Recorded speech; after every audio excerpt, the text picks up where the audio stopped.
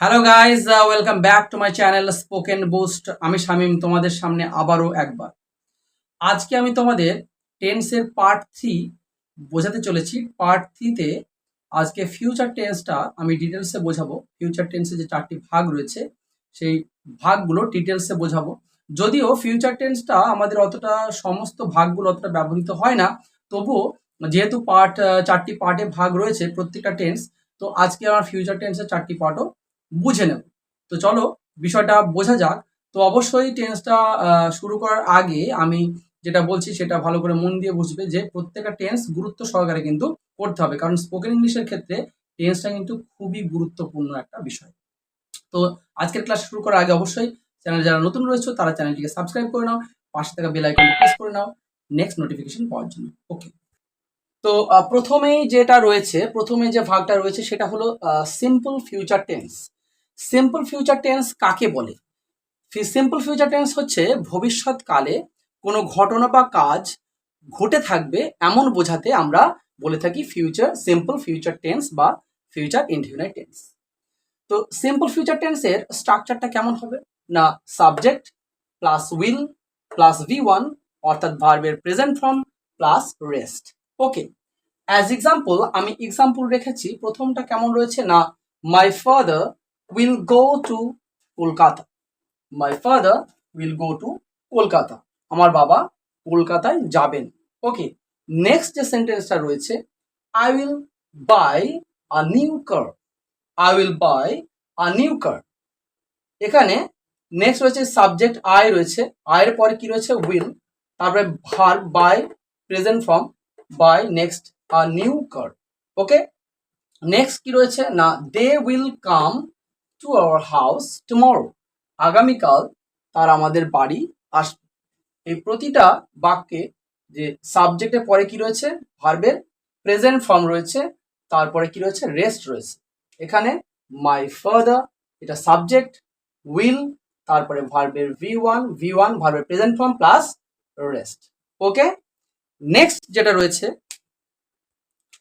Next পরেরটাতে কি রয়েছে না, আই রয়েছে ভার্ব, এখানে হেল্পিং ভার্ব রয়েছে উইল, তারপরে বাই রয়েছে মেন ভার্ব, নেক্সট হচ্ছে রেস্ট। ওই একইভাবে দে রয়েছে কি সাবজেক্টের ঘরে দে রয়েছে, এখানে উইল রয়েছে, হেল্পিং ভার্ব, দেন কাম মেন ভার্ব, তারপরে রয়েছে রেস্ট। ওকে, নেক্সট পরবর্তী যে টেন্সটা রয়েছে সেটি হলো future continuous tense. Future continuous tense কাকে বলা হয়?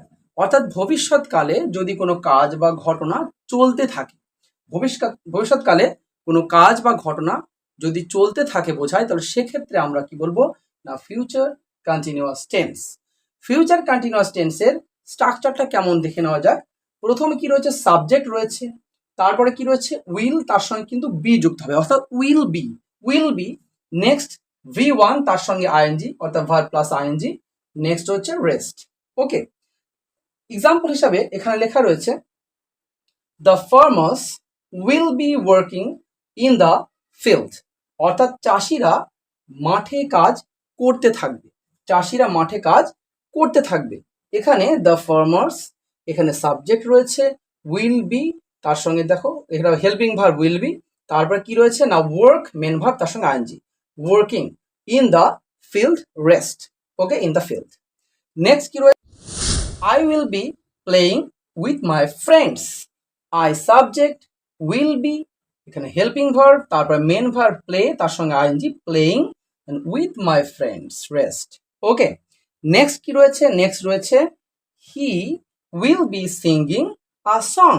হি subject will be, then sing main verb, তার সঙ্গে আইএনজি রয়েছে, সিঙ্গিং আ সং, অর্থাৎ সে একটি গান করে থাকবে। পরবর্তী টেন্সটি হলো future perfect tense. Future perfect tense কাকে বলে? ফিউচার পারফেক্ট টেন্স হলো ভবিষ্যৎকালে কোনো একটা নির্দিষ্ট কাজ একটা নির্দিষ্ট সময় ধরে, সময়ের মধ্যে আর কি, সময়ের মধ্যে সম্পন্ন হবে এমন বোঝাতে ফিউচার পারফেক্ট টেন্স হয়ে থাকে। ফিউচার পারফেক্ট টেন্সের স্ট্রাকচারটা কেমন রয়েছে দেখা যাক। সাবজেক্ট প্লাস উইল, তার সঙ্গে have, will have plus V3 ভার্বের থার্ড ফর্ম অর্থাৎ past participle form.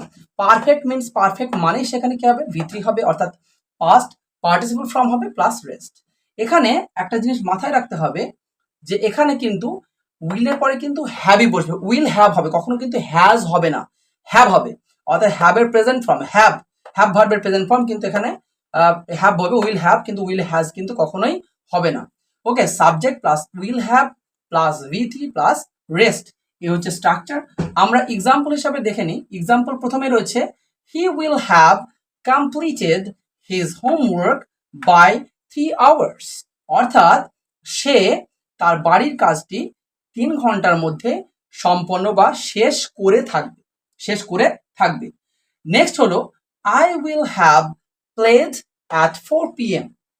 I will have played at 4 p.m. অর্থাৎ 4টের সময়, আমি 4টের সময় খেলে থাকবো, 4টের সময় খেলে থাকবো, অর্থাৎ একটা সময় বোঝাচ্ছে। এখানে যেমন এই যে 3 hours, অর্থাৎ 3 hours বাই 3 hours, অর্থাৎ 3 ঘন্টার মধ্যে কোনো একটা কাজ আর কি সম্পন্ন হচ্ছে, কি বাড়ির যে হোমওয়ার্কের কাজ, বাড়ির কাজ, সেটা 3 ঘন্টার মধ্যে সম্পন্ন হচ্ছে।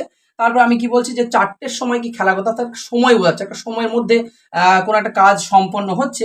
তো সেক্ষেত্রে নেক্সট যে এক্সাম্পলটা রয়েছে she will have written a letter, অর্থাৎ কি না সে বা তিনি একটা চিঠি লিখে থাকবেন। ওকে, ইন ফিউচারে অর্থাৎ ভবিষ্যতে তিনি কোনো একটা কাজ করে থাকবেন, অর্থাৎ কি একটা কোনো একটা নির্দিষ্ট সময়ের মধ্যে কোনো একটা কাজ সম্পন্ন হবে, সেটা কি বোঝাতে আমরা ফিউচার পারফেক্ট টেন্স বলবো।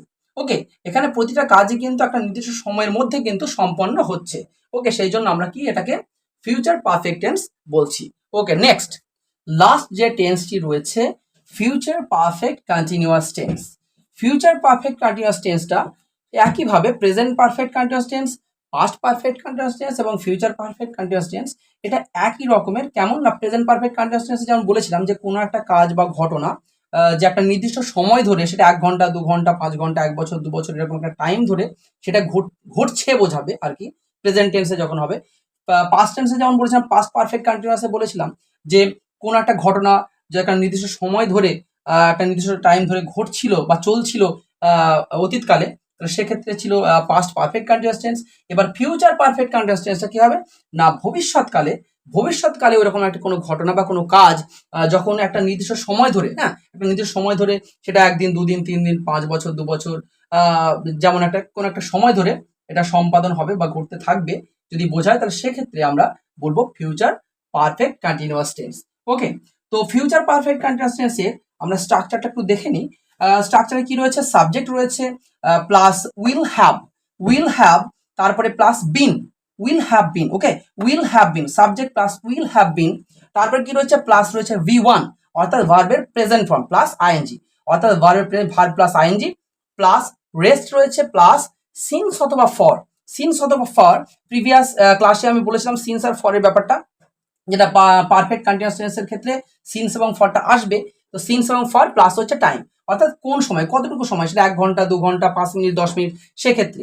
এবার এই যে সিন্স আর ফর কোথায় বসবে আরো একবার বলে দিই, যে সিন্স আর ফর অর্থাৎ কোনো একটা পার্টিকুলার সময় যদি উল্লেখ করা না থাকে, মানে এরকম যদি থাকে যে সকাল থেকে পড়ছি বা বিকাল থেকে খেলছি, হ্যাঁ এরকম, বা গত মাস থেকে, গত বছর থেকে, গত সপ্তাহ থেকে, এরকম টাইপের যদি থাকে, তাহলে সেক্ষেত্রে আমরা সিন্স শব্দটা ব্যবহার করবো। আর নেক্সট হচ্ছে ফরটা কখন ব্যবহার করবো, যখন একটা পার্টিকুলার সময় যখন উল্লেখ করা থাকবে, 1 দিন 2 দিন 1 ঘন্টা 2 ঘন্টা 5 ঘন্টা 2 বছর 3 বছর এরকম যখন উল্লেখ করা থাকবে, তখন আমরা কি করব না ফর ব্যবহার করব।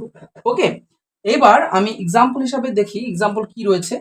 প্রথম যে এক্সাম্পলটা রয়েছে কি রয়েছে না, হি will have been playing since morning, অর্থাৎ সে কি করবে না, সে সকাল থেকে খেলতে থাকবে, তাহলে হি will have been playing since morning. এখানে মর্নিং বলছে, অর্থাৎ সকাল থেকে বোঝাচ্ছে বলে এখানে কি সিন্স বসেছে। ওকে, সকাল থেকে, কোনো একটা নির্দিষ্ট সময় নয়, সকাল থেকে খেলছে, ওই জন্য ওখানে সিন্স বসেছে।